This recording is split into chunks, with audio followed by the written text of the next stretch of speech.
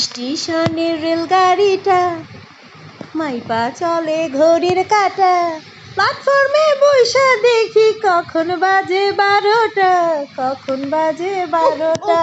স্টেশনের রেলগাড়িটা মাইপা চলে ঘড়ির কাঁটা, প্ল্যাটফর্মে বইসা দেখি কখন বাজে 12টা, কখন বাজে 12টা। তো গান শুনে বুঝতেই পারছেন যে বিখ্যাত গায়িকা একটা গান খেয়ে ফেললো। এটা তো বোঝা যায় আসলে আমি কোথায় আছি, তাই না? আমি আছি এখন রেল স্টেশনে। আর রেল স্টেশনে কেন আছি বাবা? আমরা কোথায় যাব? কুষ্টিয়া। আমরা কোথায় যাব? কুষ্টিয়া। ট্রেনের টিকিট অলরেডি গত রাতে কাটা শেষ, আর আমরা আজকে রওনা দিয়েছি কোথায়? কুষ্টিয়া। হ্যাঁ, ফারদিন এখন ওর দাদা বাড়ি যাবে কুষ্টিয়ায়। এটা হচ্ছে মালবাহী গাড়ি, এই পাশটা। আর খুব ভোরেই জানেন তো, 6টা পৌনে 6টার দিকে গাড়িটা ছেড়ে দিয়েছে আমাদের। ট্রেনটা আজকে খুব খালি খালি ছিল, কারণ হচ্ছে অনেক লোক ট্রেনে করে বাড়ি চলে গেছে আরও আগেই যার যার কর্মস্থলে। কারণ হলো তাদের হচ্ছে যারা চাকরিজীবী, ম্যাক্সিমামই চাকরিজীবী বা স্কুলে বাচ্চা পড়ুয়া, সবারই স্কুল কলেজ খুলে ফেলছে, আবার চাকরিতেও জয়েন করে ফেলছে রবিবার। এজন্য রবিবারের মধ্যেই সকলের চাকরি শুরু হয়ে গেছে।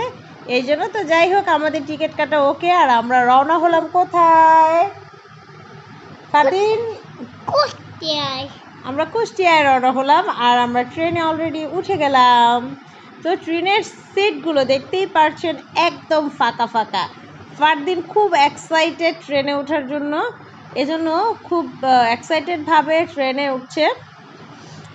আর ট্রেন নাকি ওর খুব ভালো লাগে।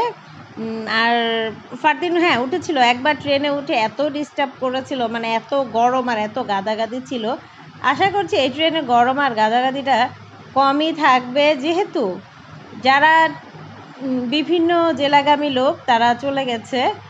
তো আমাদের সিটটা সামনেই, ছেলের সামনেই বসবে। তা এখন ওকে একটু ভয় দেখাচ্ছিলাম, চলো আমরা নামি। ও বলছে যে না, নামবো না, আমি এখানে বসবো। তো দেখেন ট্রেন থেকে বাইরের লুকটা কত সুন্দর লাগছে, কত সুন্দর আসলে।